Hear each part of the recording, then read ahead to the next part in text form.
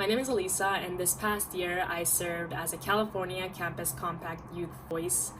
Fellow for the 2019 to 2020 year here at UCLA. Some things that I've learned about myself is just how deeply I care about this issue of making sure that young people, who are literally the largest, the most diverse generation of students in this country, truly made their voices heard, because a lot of the issues that we care about are actually not represented in politics. And one thing that I really learned this year was that this work of elevating the youth voice is something that I would like to do for the rest of my life.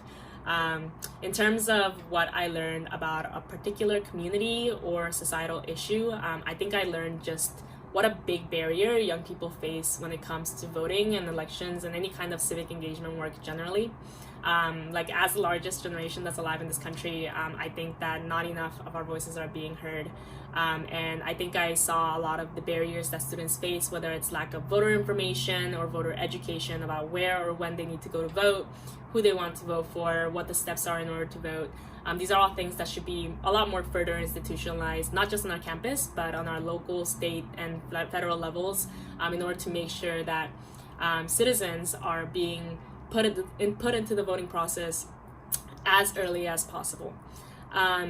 In regards to what an impact this engagement had on the campus community, I was the campaign coordinator for the New Voters Project under CalPIC students and worked very closely with Joshua Avila, who was a point on Bruin's vote for the external vice president's office on our campus. And we both co-directed and ran the Bruin's Vote the Vote coalition here on campus together. And I think the impact that we had was a great impact because we helped over 1,400 students here at UCLA get registered to vote, helped a lot of, ran really big educational events on campus in order to make sure that students were educated about this issue. And we also just helped mediate and work through a lot of the lines and help guide students throughout the process. In regards to how this experience can apply to other situations, I think that a lot of the work that we did was very valuable in terms of advocating for the youth voice, making sure that we were working with other students, organizing other students, but also working with campus administrators and other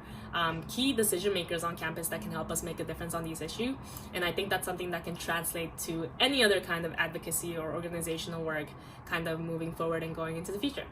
And as for what's next, when thinking about my future community engagement, I'll actually be organizing with the Student Perks this coming fall as the UCI campus organizer, in order to make sure that we can continue to equip students with these skills and help even more students turn out to the polls.